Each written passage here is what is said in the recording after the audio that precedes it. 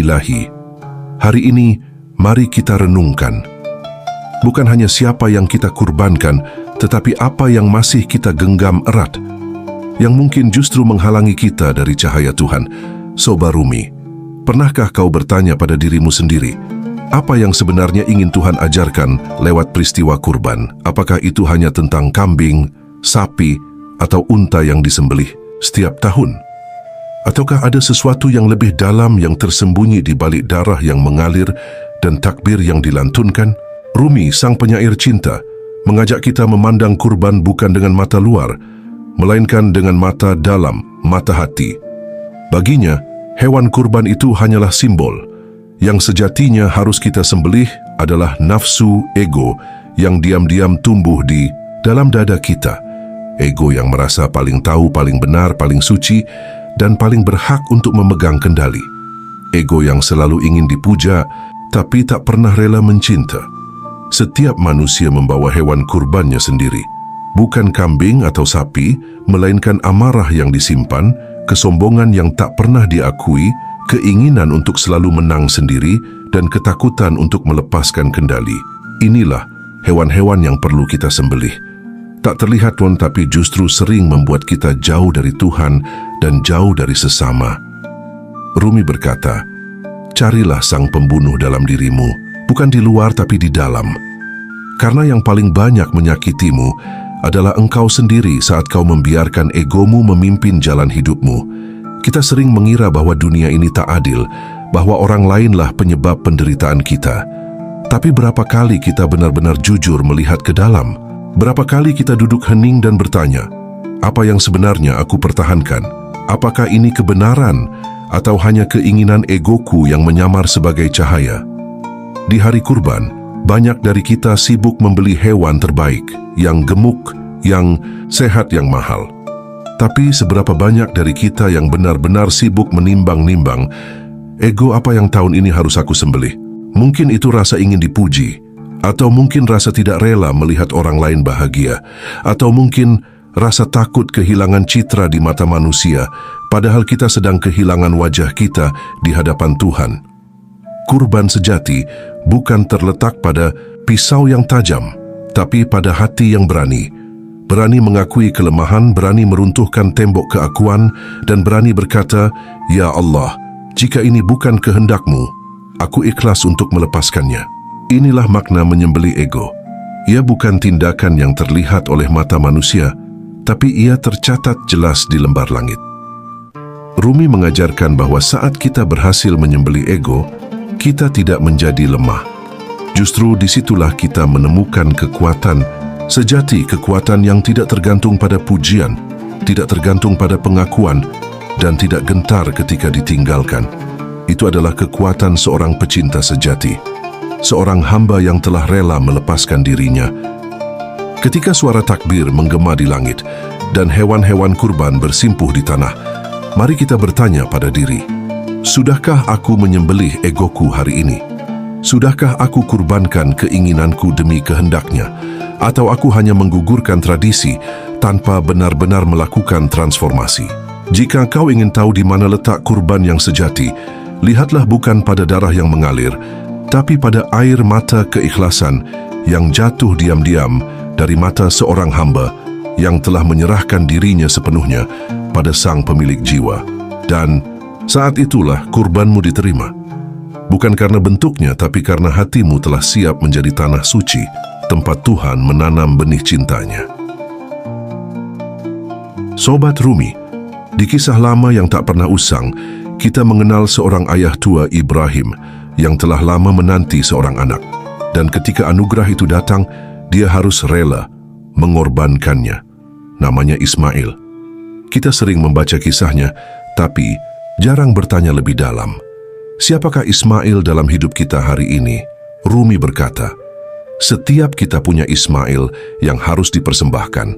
Bukan karena Tuhan ingin menyakitimu, tetapi karena Tuhan ingin menyucikan cintamu. Ismail bukan sekadar seorang anak. Dalam dimensi batin, Ismail adalah segala hal yang paling kita cintai di dunia ini. Ia bisa jadi pasangan yang kita dewa-dewakan, cita-cita yang kita genggam terlalu erat, pengakuan yang kita kejar siang dan malam, atau rasa aman yang tak ingin kita lepaskan. Ismail adalah segala yang membuat kita merasa ini milikku, padahal tak pernah benar-benar kita miliki.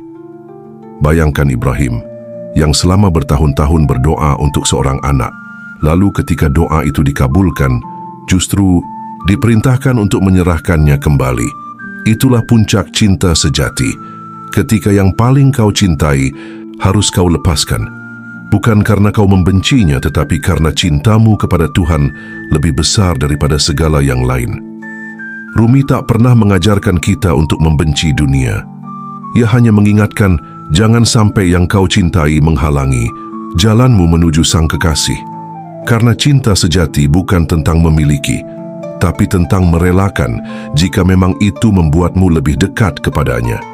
Dan sungguh, pelepasan itu menyakitkan. Ibrahim bukan tanpa air mata, tapi di sanalah letak keindahan cinta. Cinta yang bersedia kehilangan demi kesetiaan. Cinta yang melepaskan bukan karena tak sayang, tetapi justru karena terlalu dalam. Ismail dalam hidup kita bisa bermacam rupa. Mungkin itu adalah seseorang yang kita perjuangkan mati-matian, tapi tak juga menjadi milik kita. Atau mungkin itu adalah pekerjaan yang kita banggakan, tapi perlahan menjauhkan kita dari nilai-nilai suci yang dulu kita jaga. Kadang, Tuhan tidak mengambil Ismail kita. Dia hanya ingin melihat, apakah kita rela, apakah kita bersedia menyerahkannya, apakah kita ikhlas jika akhirnya bukan seperti yang kita inginkan. Sobat Rumi, cinta tertinggi adalah ketika kita mencintai sesuatu, namun tetap meletakkannya di tangan, bukan di hati. Karena hati ini hanya satu tempatnya untuk Dia yang satu. Ketika cinta dunia mengisi seluruh hatimu, di mana lagi Tuhan akan tinggal? Dan ketika Ibrahim membaringkan Ismail dalam ketundukan paling dalam, itu adalah momen ketika manusia menaklukkan rasa kepemilikan dan menggantinya dengan penyerahan total. Maka saat itulah turunlah wahyu. Wahai Ibrahim, cukup. Engkau telah membuktikan cintamu.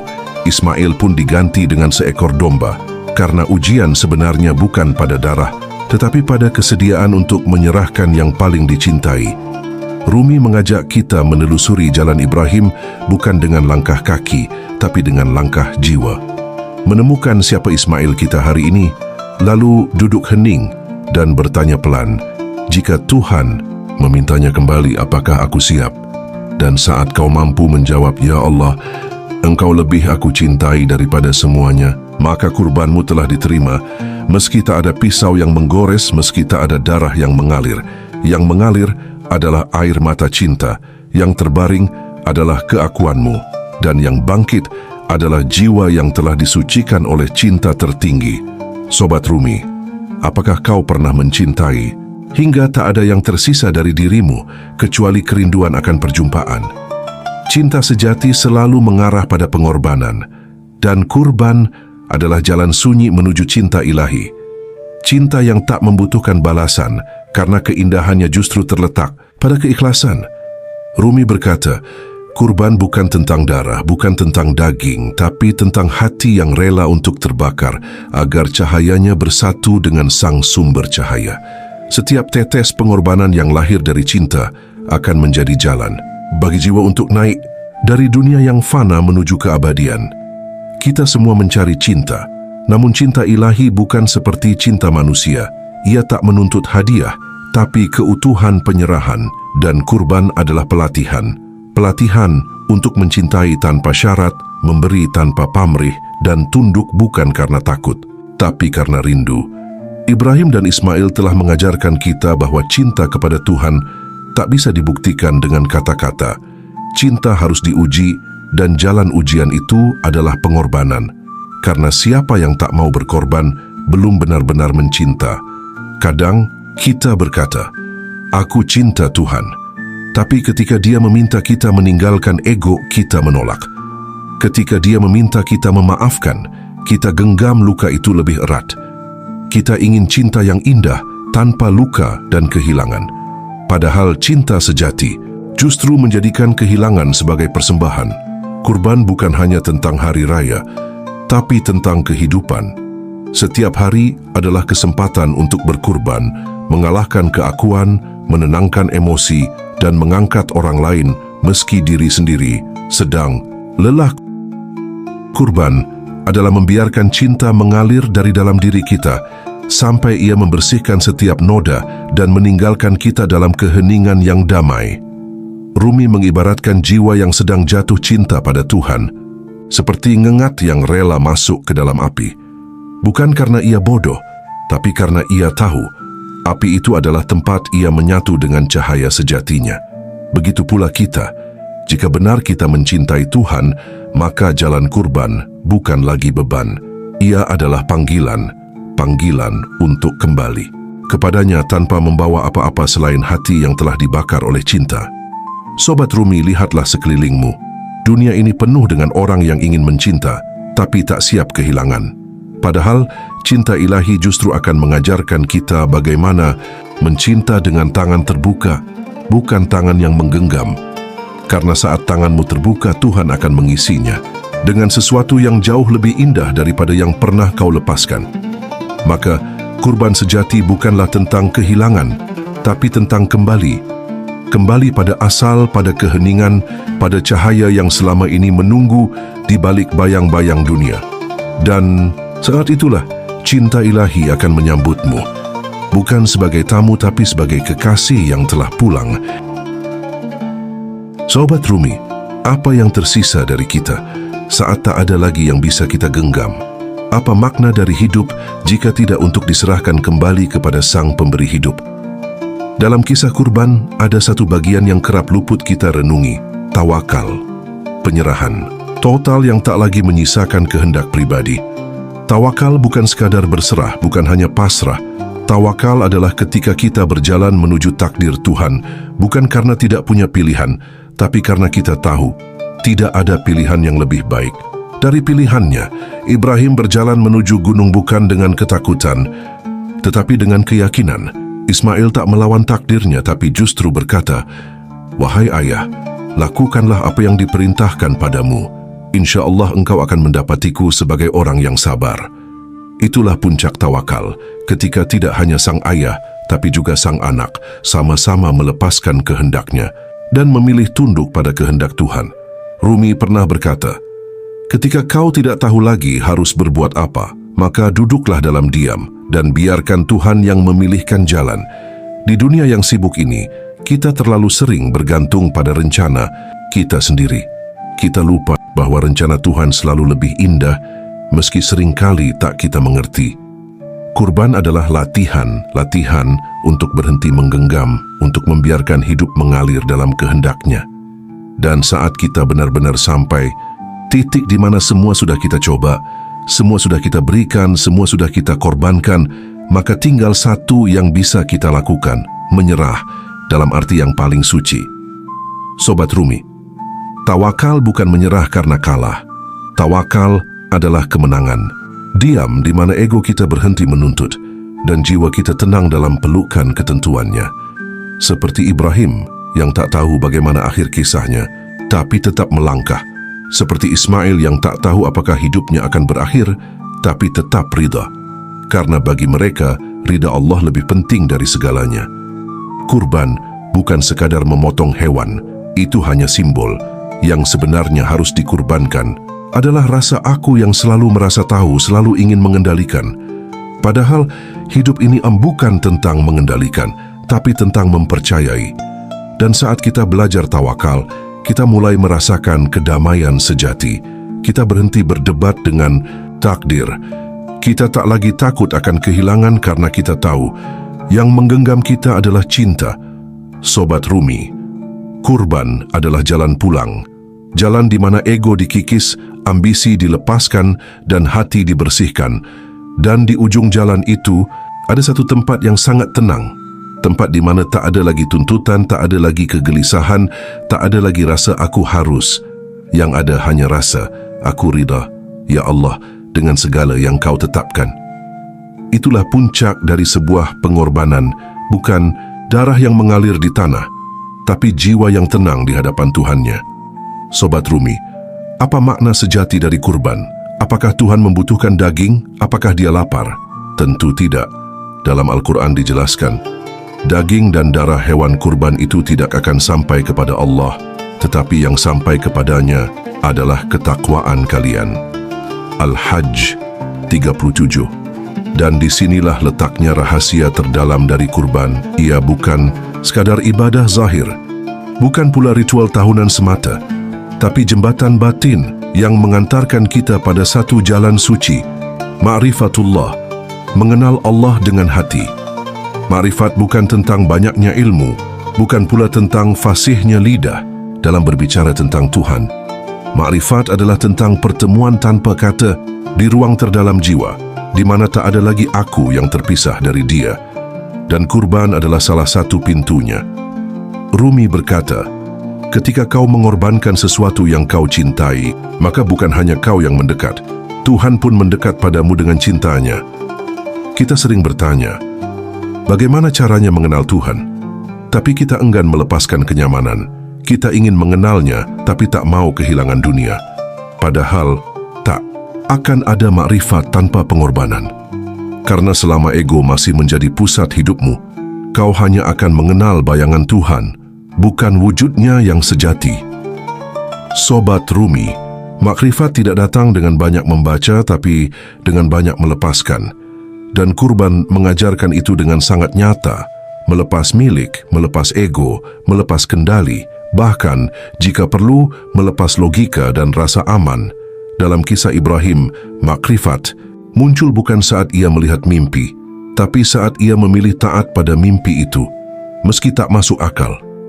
Ia tidak hanya mengenal perintah Tuhan, tapi mengenal cinta Tuhan di balik perintah itu.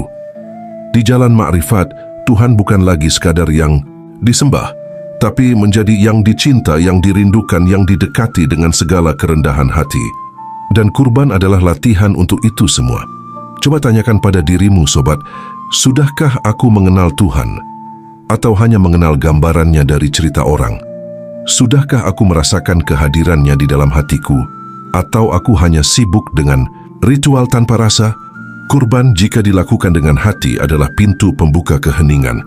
Keheningan yang di dalamnya kau akan menemukan Dia, bukan sebagai konsep, tapi sebagai kehadiran yang nyata dalam hidupmu. Rumi menulis, saat kau korbankan hartamu demi Dia, kau akan diberi kekayaan batin. Saat kau korbankan egomu deminya, kau akan diberikan dirinya. Inilah rahasia terdalam, makrifat, bukan tentang memiliki, tapi tentang kehilangan demi perjumpaan. Sobat Rumi, di balik setiap kurban ada panggilan lembut. Dekatlah denganku, tinggalkan yang fana, dan mari berjalan dalam cahaya.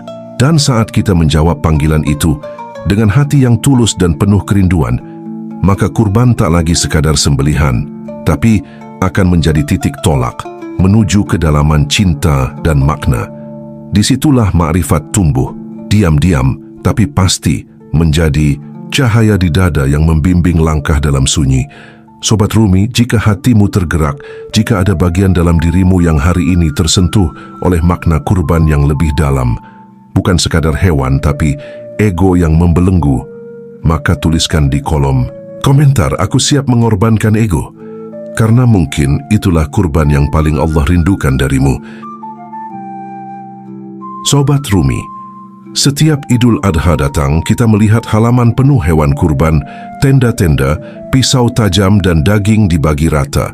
Ada yang memberi, ada yang menerima. Lalu mungkin terbersit tanya di hati, jika kurban adalah jalan pahala, jalan menuju surga, bagaimana dengan mereka yang tak punya cukup harta, yang bahkan untuk makan sehari-hari pun harus menunggu belas kasih orang lain? Apakah pintu surga hanya dibuka untuk yang mampu membeli hewan kurban? Pertanyaan ini tidak membutuhkan jawaban logika. Ia mengundang kita masuk ke wilayah rasa, wilayah cinta dan rahmat Allah yang tak berbatas. Karena, sobat, Allah tidak menilai dari jumlah kambing atau sapi yang kau sembelih. Yang Dia lihat adalah hati yang bergetar karena ingin dekat dengannya. Rumi pernah berkata, bukan bentuk ibadahmu yang membuatmu mulia, tapi niatmu yang tersembunyi di dalam ibadah itu. Maka, bagi mereka yang tidak mampu tapi hatinya rindu, yang tak punya uang untuk membeli kambing, tapi setiap malam menangis memohon kedekatan dengannya, itu juga kurban. Bahkan mungkin kurban batin itu lebih harum di sisinya daripada daging dan darah hewan yang disembelih di dunia. Dalam sunyi, mereka yang tak mampu berkurban dengan harta, justru berkurban dengan sabar, dengan ikhlas, dengan menerima keadaan tanpa keluh dan tetap bersyukur meski tak punya. Bukankah itu bentuk tertinggi dari pengorbanan? Kita seringkali hanya melihat kurban dari sisi fisik, tapi Tuhan melihat kedalaman jiwa. Yang mampu bisa berkurban dengan hewan, tapi yang tidak mampu mereka mungkin justru berkurban dengan sesuatu yang lebih dalam, keikhlasan melepaskan harapan dunia dan menggantinya dengan harapan akhirat. Sobat Rumi, Tuhan kita bukan Tuhan yang kejam. Dia tak akan menutup surga hanya karena seseorang tak mampu membeli kambing. Apa arti kambing di hadapan Tuhan jika dibandingkan dengan hati yang penuh cinta dan sabar? Dalam salah satu hikayat sufi diceritakan, ada seorang miskin yang tak mampu membeli apapun, tapi ia tetap duduk di tempat kurban, berdoa sambil menangis. Ia berkata, "Ya Allah, aku tak punya apa-apa untuk dikurbankan, tapi aku persembahkan rasa iri di hatiku, rasa marahku dan rasa ingin memiliki dunia yang tak pernah puas ini." Dan konon aroma kurban batinnya naik ke langit, lebih harum dari darah hewan yang tumpah ke tanah. Jalan menuju surga bukan hanya milik yang kaya. Surga adalah milik mereka yang hatinya bersih, yang hidupnya jujur, yang cintanya pada Tuhan tulus, meski hidup di dunia tanpa banyak harta. Sobat Rumi, jangan biarkan dunia mengecilkan dirimu karena kau tak bisa menyembelih seekor kambing. Mungkin justru kau sedang menyembelih nafsumu setiap hari, dan itu adalah kurban yang paling mahal. Rumi menutup puisinya dengan kata-kata ini, "Bersihkan hatimu, itu kurban. Ampuni musuhmu, itu kurban. Senyum di wajah orang lain karena uluran tanganmu, itu kurban. Dan jika kau bisa memaafkan dirimu sendiri, itu pun kurban." Jadi wahai Sobat Rumi, jangan berkecil hati. Kurban bukan milik mereka yang berlebih, tapi milik siapa saja yang berserah. Bahkan dari keterbatasanmu, kau bisa menjadi cahaya dan jalan pulang menuju Dia yang rahmatnya meliputi segala.